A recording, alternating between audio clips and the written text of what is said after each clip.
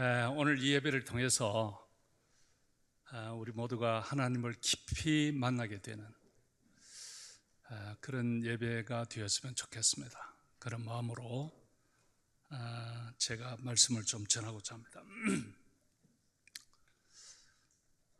미국의 한 한인 교회를 섬기고 계시던 한 젊은 목사님이 계셨습니다. 이분에게는 어머니가 먼저 세상 떠나고 아버지가 혼자 되셔서 한국에 계시는 그런 아버지가 계셨습니다. 그래서 늘 마음이 써여서 그 아버지를 미국으로 모시게 되었습니다. 그래서 아들 목사님이 아버지와 함께 미국에 살게 되었는데, 근데 이제 이 아들은 목사인데 아버지는 믿음이 있는지는 모르겠지만 확실한 것 같지는 않습니다. 그러나 아들이 이제 목사니까 매주일 교회 와서 같이 예배를 드립니다. 근데 이제 그렇게 아주 많은 큰 교회는 아니기 때문에 온 교인들이 그가 목사님의 아버지인 것을 알고 또 그분은 앞자리에 앉아서 예배를 드립니다. 그런데 다 좋은데 예배를 한참 드리시다가 이 아들 목사님이 설교를 시작하면 조시는 겁니다. 꾸벅꾸벅 이렇게 조시고 또 심지어는 어떤 경우에는 코까지 드르릉드르릉 고시면서 앞에 앉아 있습니다.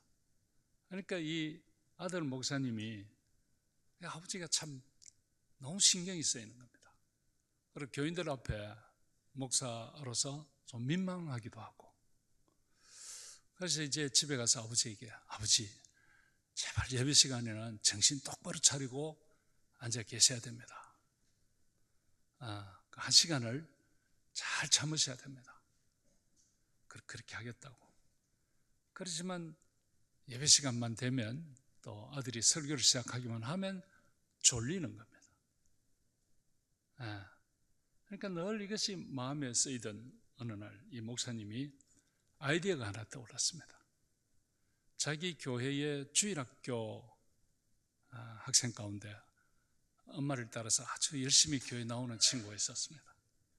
그래서 이제 주일학교를 먼저 마치고 그 아이에게, 얘야 너 어른 예배도 같이 좀 해라.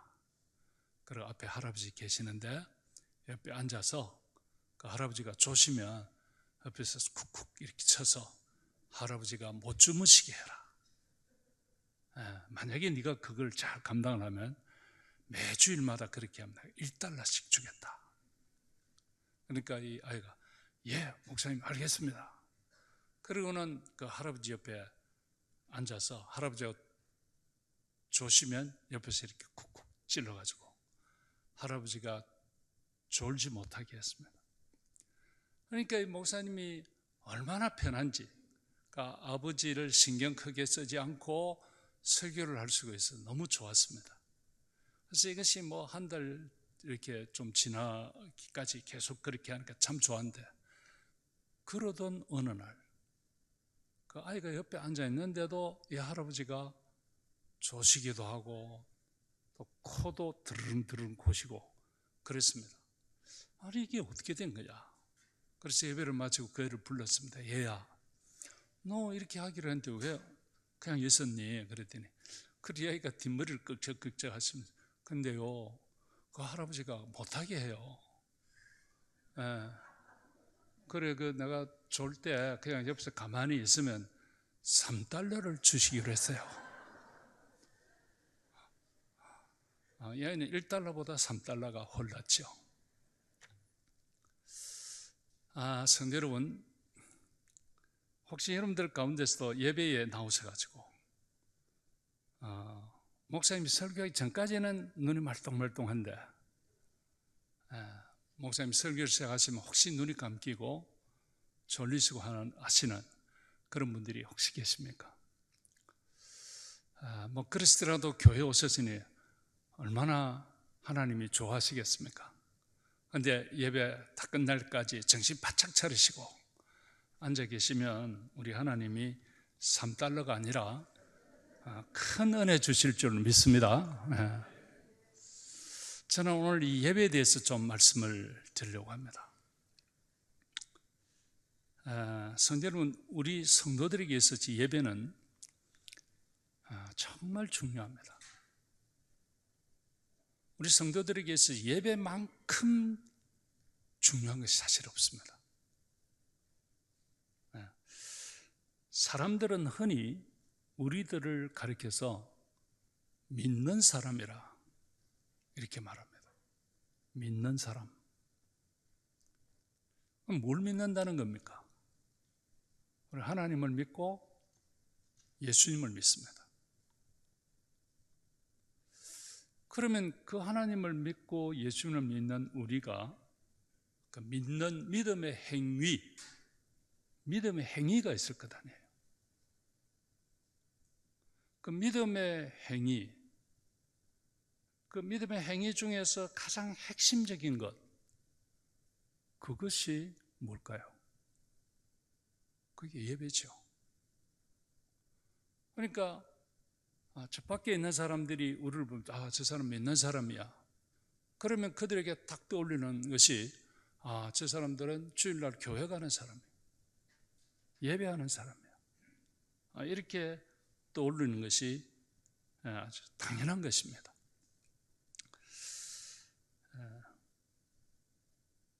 그런데 이건 우리가 예배를 하지만 하나님도 하나님의 입장에서 우리에게 원하시는 것이 있겠죠. 우리에게 원하시는 것의 가장 핵심이 하나님의 예배입니다. 예배를 받으시기를 원하세요. 그래서 이 예배는 우리 신앙의 핵심입니다. 그래서 사실 이 예배가 무너지면 다 무너집니다. 예배가 그래서 정말 중요한 겁니다. 우리 그리스도인들의 삶에 예배가 무너졌다, 그 영적 삶이 다 무너지는 거예요. 열왕기상 18장에 보시면 그 아합 왕 시대의 이야기가 기록되어 있습니다. 이 아합 왕 시대의 이스라엘 사람들이 영적으로 아주 깜깜했습니다. 하나님으로부터 멀어져 있었습니다. 핵심적인 이유가 뭔가 하면 하나님을 제대로 예배하지 않아서 그렇습니다. 그래서 하나님이 그들을 심판하셨습니다. 그런데 그 심판하신 것이 3년 6개월 동안 하늘의 비와 이슬까지도 멈추었습니다. 그러니까 온 천지가 바짝 말랐습니다. 이제 다 들어갑니다. 모두가 죽겠다고 아우성입니다. 이때 혜성처럼 나타난 한 사람이 있었습니다. 하나님이 보내신 사람이죠. 그 우리가 잘 아는 엘리야라고 하는 선지자입니다. 그가 나타나서 그 하나님으로부터 멀어지게 했던 거짓된 선지자, 잘못된 선지자, 우상을 섬기게 했던 선지자들과 한판 대결을 합니다. 그 대결의 내용을 우리가 잘 아는 바와 같이 단을 쌓고 하늘에서 불이 내려와 가지고 그걸 다 사르는 게 하는 그 하나님, 그 신이 참신이다, 이렇게 해서 대결을 벌립니다. 그런데 그 거짓 선지자들, 바알과 아세라를 섬기게 했던 그 선지자들이 먼저 했고 아무런 반응이 없었습니다. 그러자 이제는 엘리야가 나타났죠. 엘리야가 나타나서 단을 쌌습니다. 그러면서 이 엘리야가 제일 먼저 한 것이 있습니다. 그것이 뭔가 하면 예배를 회복하는 겁니다. 이게 정말 중요합니다. 그래서 열왕기상 18장 30절 한번 띄울 수 있을까요? 네, 여기 보면 엘리야가 모든 백성을 향하여 이르되 내게로 가까이 오라. 백성이 다 거기로 가까이 가매 그 다음에 나오는 또 같이 한번 읽을까요? 다 같이요. 시작. 그가 무너진 여호와의 제단을 수축하다. 무너진 여호와의 제단, 무너진 예배를 회복했다. 이게 제일 먼저 나오는 이야기입니다. 자, 그렇다면 성도 여러분, 그 시대에는 예배가 없었는가? 그렇지 않습니다. 그 시대에도 예배가 있었습니다. 하지만 그 예배는 엉터리 예배. 하나님 앞에 예배는 드렸는데 그 예배가 엉터리 예배. 좀 표현은 그렇지만 짝퉁 예배. 엉터리. 그러니까 그들이 예배는 하지만 하나님은 받지 않으시죠. 하나님과는 관계없는 자기들끼리 하는 예배, 그런 거였습니다. 여러분, 성경에는 하나님이 받으실 수 없는 짝퉁 예배에 대한 이야기가 꽤 나옵니다. 성경에 보시면 그 대표적인 것이 창세기 4장에 보시면 가인과 아벨이 하나님 앞에 예배를 드렸습니다. 그런데 하나님은 그 동생이 드린 아벨의 예배는 받으시고 형이 한 가인의 예배는 받지 않으셨어요. 그 이야기가 창세기 4장에 나옵니다.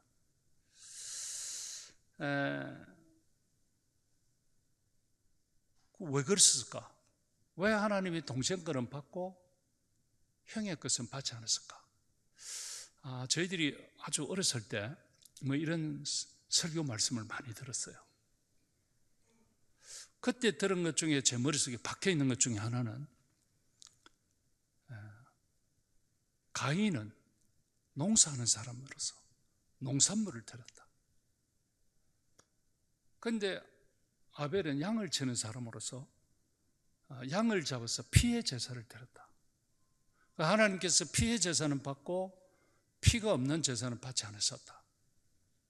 이렇게 들었어요.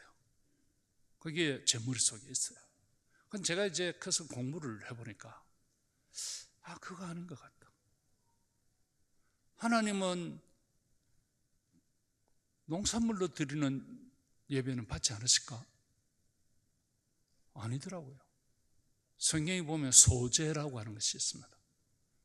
곡식으로 하나님 앞에 드리는 것이죠. 하나님 받으셨어요. 꼭 피의 제사라만 되느냐? 그런 것도 아닌 것 같다. 그럼 여기서 핵심 뭐냐면 제물이 아니에요. 그 예물을 무엇으로 드리느냐, 그게 문제가 아닌 것 같아요. 그럼 핵심이 뭘까요? 그 창세기 4장 4절에 보시면 이제 이런 말씀이 나와요.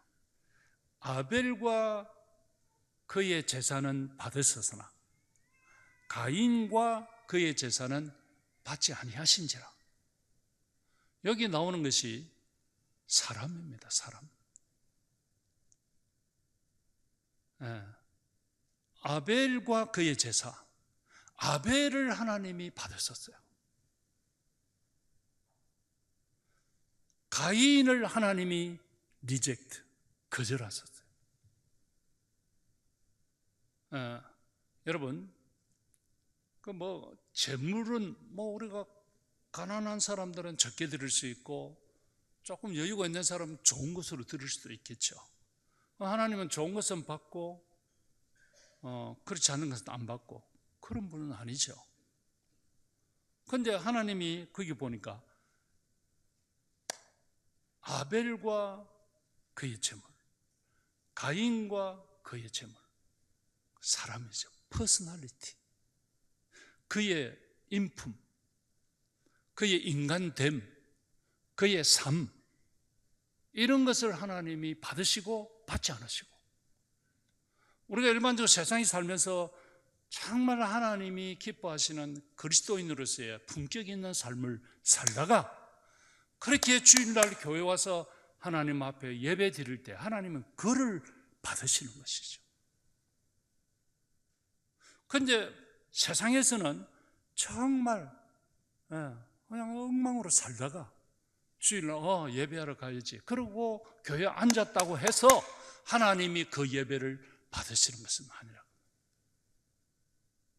억만금을 들고 와서 하나님 앞에 예배를 드린다고 해도 하나님은 받지 않으신다, 그 말입니다. 자, 오늘 우리가 본문을 보시면 하나님은 사람을 찾고 계신다, 23절에, 본문 23절에 그런 말씀을 하세요. 어떤 사람을 찾고 계실까요? 23절은 참되게 예배하는 사람을 찾는다. 참되게 예배하는 자, 참되게 예배하는 사람을 하나님 찾고 계신다. 자, 이 말씀의 뉘앙스가 모두가 다 참되게 예배를 드리면 굳이 찾으실 필요가 없죠. 늘렸으니까. 그런데 참되게 예배하는 사람을 찾아야 할 만큼 참되게 예배하는 사람이 많지 않다, 그런 뉘앙스예요. 제가 이 본문을 보니까 지금 우리는 여기에 예배자로 지금 나와 있습니다. 그렇죠? 그렇다면 성도 여러분, 저는 우리 모두가 참된 예배자가 되시기를 진심으로 축복합니다. 참된 예배자.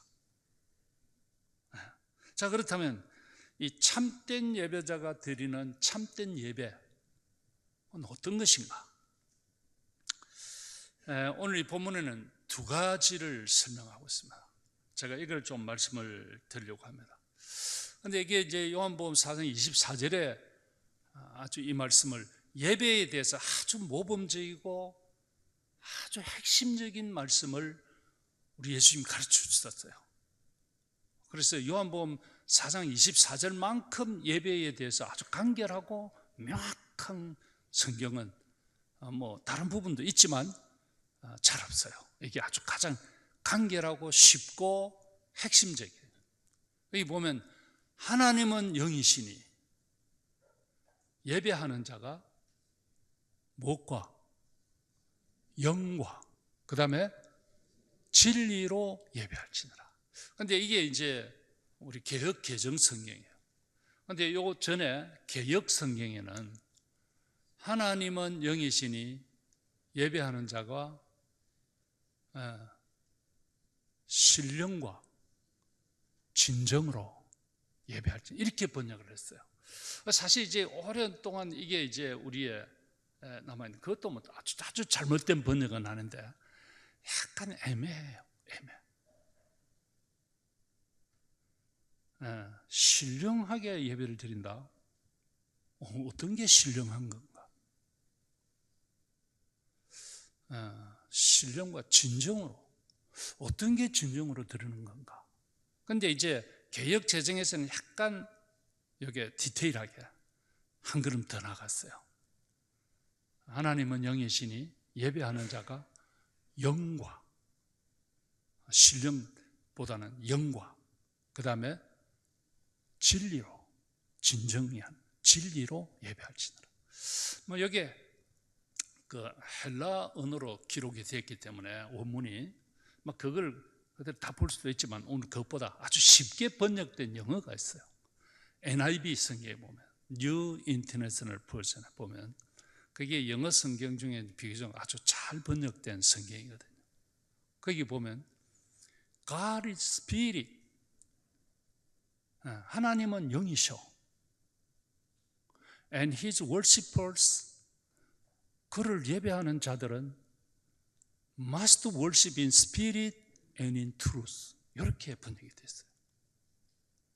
하나님은 영이셔, and His worshippers, 그를 예배하는 자들은, 그 다음에 나오는 단어가 must, 반드시 이 조동사 반드시 그 다음에 worship in spirit 성령으로 예배해야 되고 and in truth 진리로 예배해야 돼요. 아주 쉬운 영어죠. 쉽게 번역이 이렇게 되어 있어요.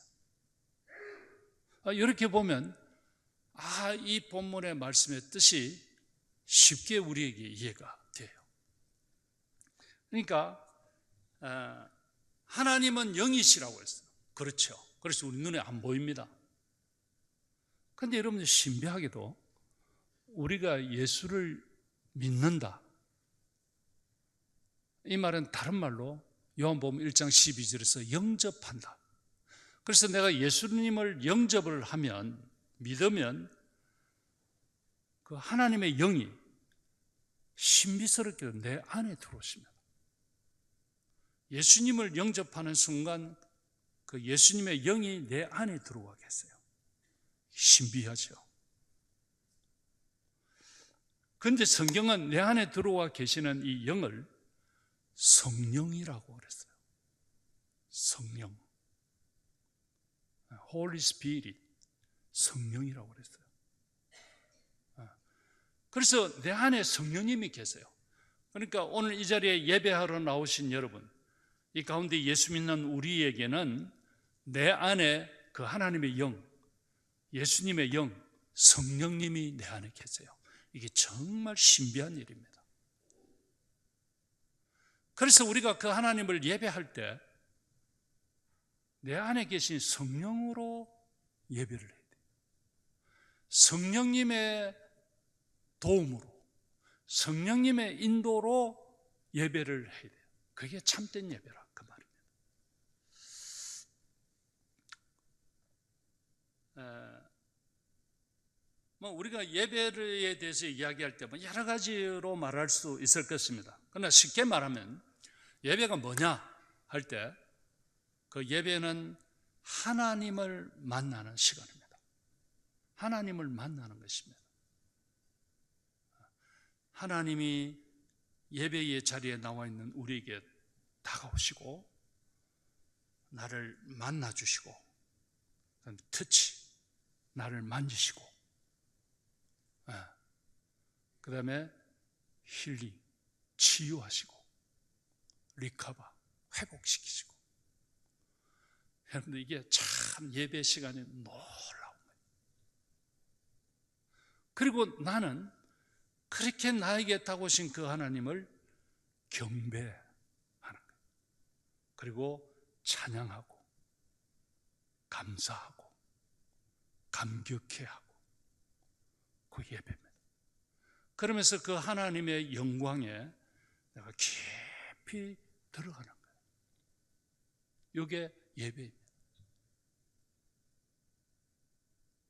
그러니까 이 예배가 정말 여러분들 그냥 한 시간 앉아 있다가 찬송하고 말씀 듣고 축도받고 그 정도가 아니라 예배를 통하여 정말 그 하나님의 위대하심을 내가 경험합니다.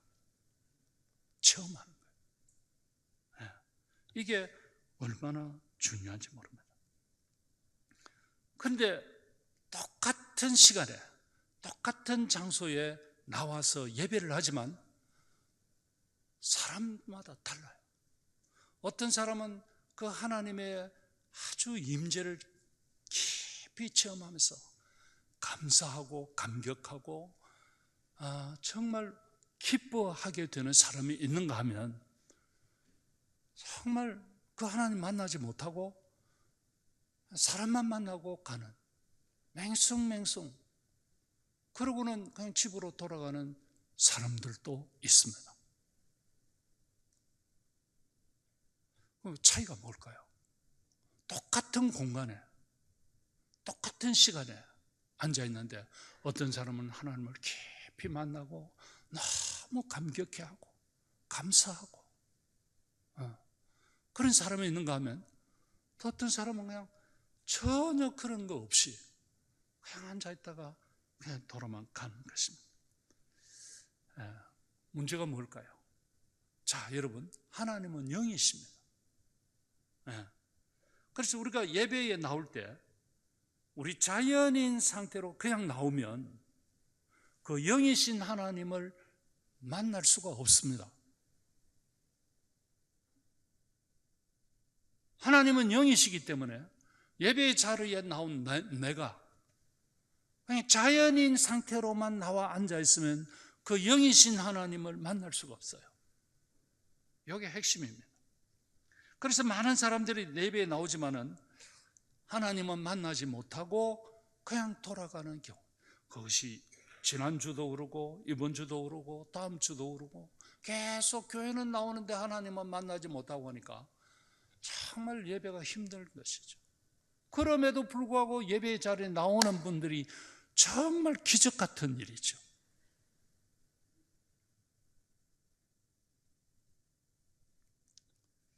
그래서 중요한 것은 내가 성령으로 예배해야 돼요. 하나님은 영이시기 때문에 내 안에 계신 성령님의 도움을 받아서 그 하나님 앞에 예배할 때 그 영이신 하나님을 내가 만날 수가 있어요. 그래서 중요한 것은 우리가 예배를 드리기 전에 이 기도가 필요해요. 하나님, 나 오늘 예배하러 왔어요. 하나님 만나기를 원해요. 오늘 그냥 허탕치고 돌아가지 않기를 원해요. 하나님, 오늘 이 예배를 통해 나를 만나주세요. 내가 한 주간 살면서 하나님 앞에 이런저런 부족한 점들이 많이 있었어요. 근데 하나님, 주님의 십자가의 보혈로 나를 다 씻으시고 덮어주셔서 성령님께서 나를 새롭게 하시고 그 성령님으로 오늘 내가 예배하게 하세요. 그래서 그 성령님으로 하여금 내가 예배할 때 도와주셔서 내 예배가 성공적인 예배가 되고 하나님을 만날 수 있도록 도와주세요. 그래서 우리가 찬양할 때 단순히 입술로만 찬양하는 것이 아니라 성령으로 찬양하고, 내가 기도할 때에 단순히 어떤 머리로서만 그렇게 기도하는 것이 아니라 성령님의 도우심을 받아서 기도하는 거예요. 그래서 여러분들 이 예배가 성령님의 인도를 받는다고 하는 것이 정말 중요합니다. 제가 사실 이제 우리 요하네스버그 한인교회에 있을 때 이 설교를 했던 건데요, 제가 한국에 나와서 이 설교를 하기가 조금 해도 되나 뭐 이런 생각이 좀 들었는데, 제가 이제 뭐 이 교회 목사님도 결정되고 해서 언제 또 오라고 하겠습니까?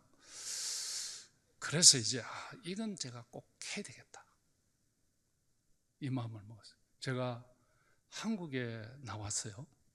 남아공에서 31년간 사역을 하고 은퇴를 하고 한국에 나와서 이제 저도 뭐 이 교회 저 교회 다니면서 그렇게 예배 드릴 수는 없잖아요. 한 교회를 정해서 그 교회에서 지속적으로, 그 목사님이 설교를 하실 때는 1년에 목회 설교 계획이 있을 거라고요. 구약을 몇 번 하고 신약을 몇 번 하고 구원론을 어떻게 하고 교회론을 어떻게 하고 성도의 신앙의 삶에 대해서는 어떻게 하고, 이 플랜이 있을 거란 말이죠. 그래서 그 설교 스케줄에 따라서 같이 예배를 드릴 때 그 은혜를 받을 수가 있잖아요. 그래서 이 교회 갔다 저 교회 갔다, 이건 바람직하지 않거든요. 그래서 제가 이제 교회를 정하려고 이 교회 저 교회를 다녔어요.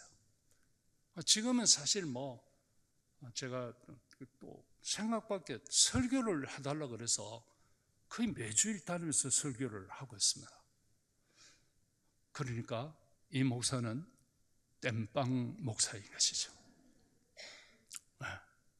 목사님이 휴가 가실 때, 선교지 가실 때, 또 뭐 헌신 예배 할 때 이제 뭐 이렇게 그래 하는데, 저도 오늘 사실 땜빵 목사로 이 교회에 왔죠. 근데 이제 그런 설교 없을 때는 정해진 교회에 제가 갑니다. 근데 이제 이렇게 쭉 교회를 다니면서 이제 교회를 정하려고 이렇게 보니까 목사도 은혜를 받아야 되니까 조금 답답한 것이, 왜 이렇게 예배가 정형화되어 있을까? 이렇게 성령의 인도로 드리는 예배가 맞을까? 아니면 종이 주보의 인도를 받는 예배인가? 왜냐면 죄송합니다만 남천교회도 그 중에 하나예요. 종이. 그래서 이랬으면 다른 사람 눈치 봐서 얼른 일어서야 되고, 우리 다 같이 일어섭시다 이 한마디 하면 몇 초 걸릴까요? 처음 오는 사람들은 다른 사람 눈치 봐서 일어서면 일어서야 되고, 또 뭐 하다가 목사님 나가면 장로님 와서 기도하고, 이 기도 시간인지 아닌지 주보를 잘 봐야 돼요. 그게 세련된 예배다 이렇게 생각하시는 것 같아.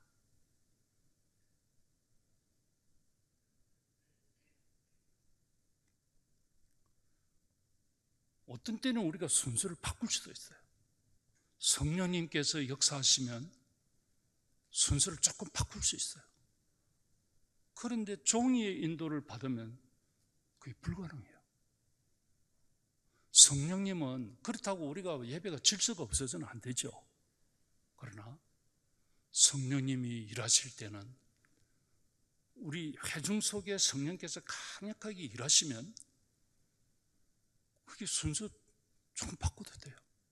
이게 바꾸는 것이 성령께서 강력하게 인도자의 마음에 그렇게 주시면 바꾸는 거죠. 그런데 종이의 인도를 받으면 그게 가능하지가 않죠. 이런 거 남의 교회 와서 이런 이야기하면 절대 안 되는데, 오늘 제가 금기를 깨고 좀 편안한 교회라서 제가 말씀을 드렸습니다. 찬양을 할 때도 우리의 입술로만이 찬양이 아니라 찬양할 때 일어서서 좀 찬양하면 안 될까요? 우리가 하나님 앞에 찬양하면서 편안하게 앉아서 노래가 제대로 나올까요? 감사하고 손들고 찬양하고 기뻐하고 찬양. 억지로 할 필요는 없지만 우리가 기도할 때 우리의 머리로서 만나는 기도가 아니라 내 속에 성령님께서 도와주시는 기도를 주님 앞에, 우리가 하나님의 말씀을 들을 때도 성령께서 역사를 하시면 우리의 영혼이 그 말씀으로 인해서 여러분 소생합니다. 막 살아나요. 그래서 이 예배가 여러분 놀라운 겁니다. 그래서 이 예배를 통해서 우리의 영혼이 충만하게 채워지면 이제 세상의 목마름은 사라집니다. 비록 삶이 고달프고 어려워도 찬송하며 일어설 수 있습니다. 이게 예배입니다.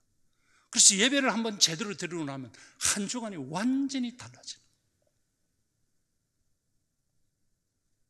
이것이 성령으로 예배하는 것입니다. 그 하나님은 그렇게 예배하라고 우리에게 가르쳐 주셨습니다. 또 하나, 진리로 예배하라. Worship in truth. 진리로 예배하라. 자, 여기서 진리로 예배한다는 것이 뭘까요? 우선 진리가 뭡니까? 진리는 예수님이 진리요? 그 하나님의 말씀이 진리입니다. 그렇죠. 하나님께서 자신에 대해서 말씀해 놓으신 것이 성경 말씀입니다. 하나님께서 과거에 어떤 일을 하셨고 어떤 플랜을 가지고 앞으로 일하실 것인지, 장차 하나님께서는 또 어떻게 하실 것인지에 대한 것을 계시해 놓으신 것이 하나님의 말씀입니다. 그래서 우리가 시각적으로 볼 수 있는 진리는 하나님의 말씀입니다. 그것이 진리입니다. 그래서 우리가 하나님을 예배할 때 하나님은 알지 못한 채 무턱대어 놓고 하나님을 예배한다? 아니죠. 그렇게 예배할 수는 없죠. 그분이 누군지도 모르고 어떻게 그분을 예배할 수 있어요? 진리로 예배한다는 것은 하나님께서 우리에게 자신에 대하여 자신의 플랜을 조목조목 잘 기록해서 계시해 놓으신 그 성경 말씀이 진리고, 그 말씀을 통해서 그 말씀을 읽고 묵상하면 그 하나님을 잘 알게 됩니다. 그래서 그 하나님을 잘 알고 하나님 앞에 예배해야 합니다. 하나님은 분명히 계시고 지금도 일하고 계십니다. 하지만 우리 인간이 그 하나님에 대해서 잘 알 수가 없습니다. 그래서 하나님은 자신을 잘 알 수 있도록 성경을 통해서 계시를 해 놓으셨습니다. 그래서 우리가 성경을 잘 읽고 깊이 묵상을 하면 그 하나님에 대해서 잘 알게 됩니다. 그래서 이 진리로 예배한다는 것은 하나님을 알고 예배하는 것이죠. 그리고 아주 실질적으로 우리가 하나님을 아는 만큼 우리의 예배는 깊어집니다.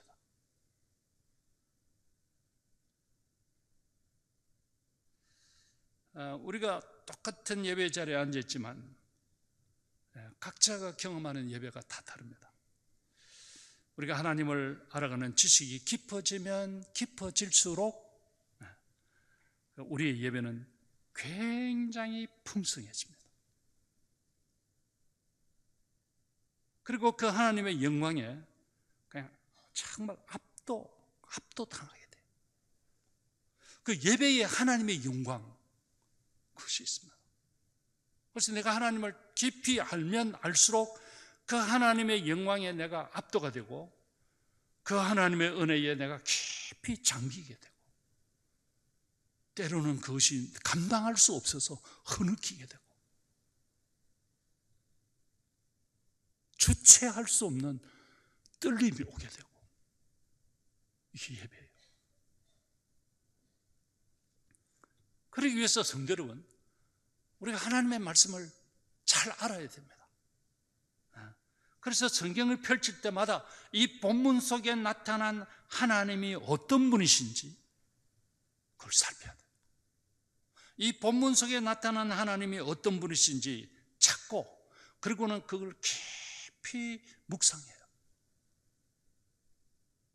그러면 이 예배를 통해서 나에게 다가오시는 그 하나님의 은혜를 깊이 내가 체험할 수 있어요. 이것을 가르쳐서 우리는 오늘 성경에서 진리로 예배한다, 그런 말씀입니다. 그런데 제가 목사로서 느끼기에 교회 성도들이 참 좀 조심스럽습니다만은 성경을 그렇게 잘 모르시는 것 같다.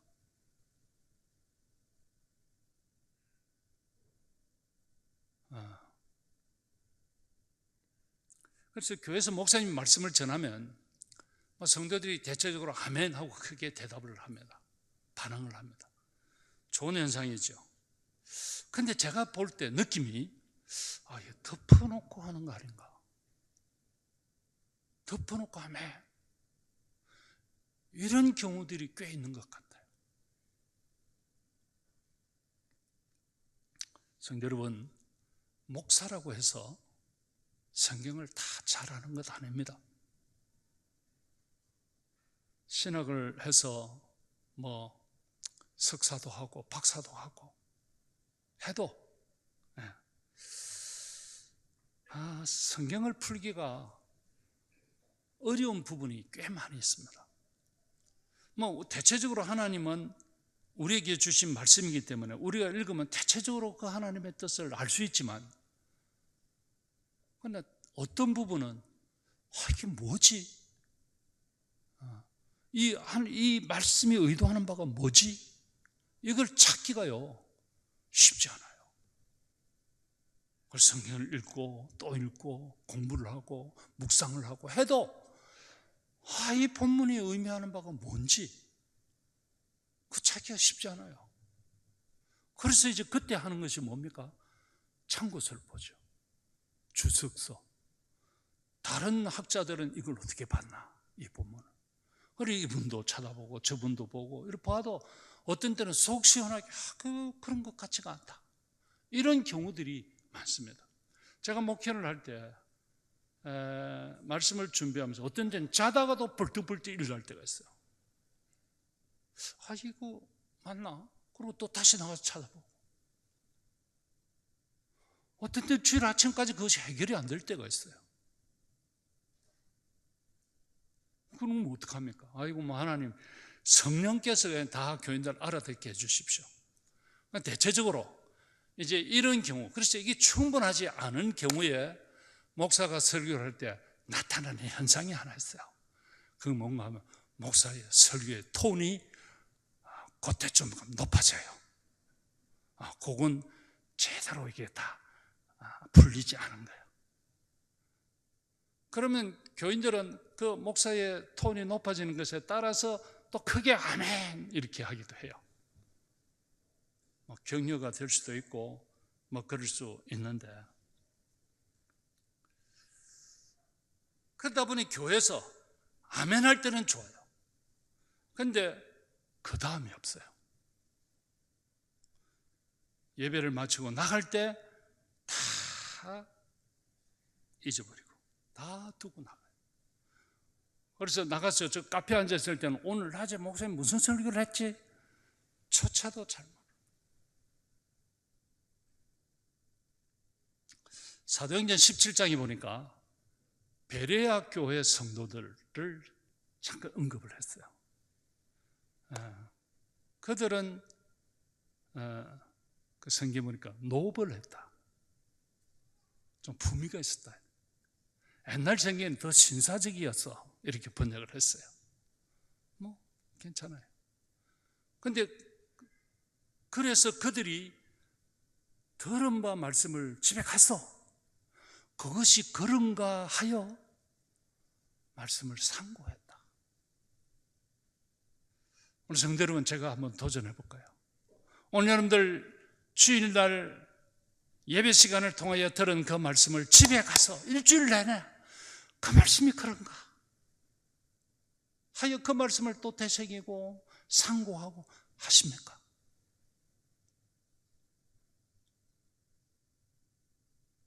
그러니까 주일날 예배 드리는 것으로 그 설교는 끝. 그리고 나가면 그만 빠빠이.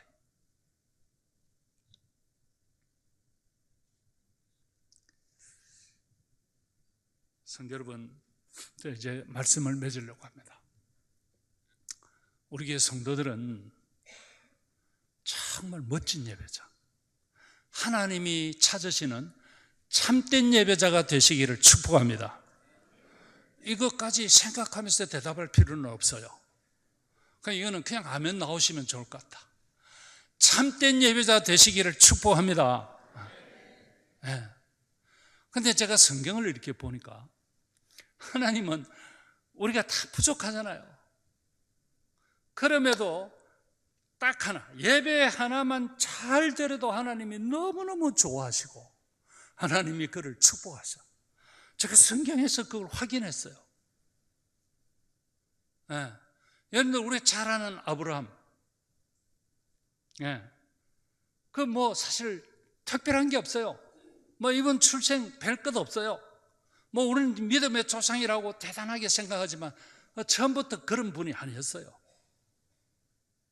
네. 그런데 그에게 한 가지 딱 특이점이 있었어요.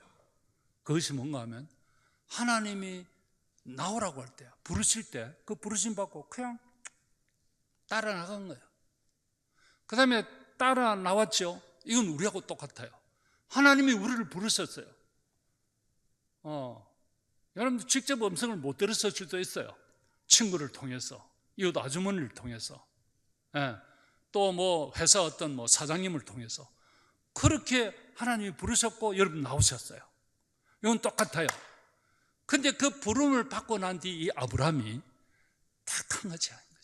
그게 뭐냐면 예배였어요. 예배에 목숨을 걸었어요. 그게 특이점이에요. 창세기 12장에 보시면 아브라함이 하나님 부르셨고 이제 가나안으로 바로 가지 않고 하란이라는 곳에 좀 머물러 있었죠. 11장에 보시면. 그리고 12장 딱 시작하면서 가나안으로 들어왔어요.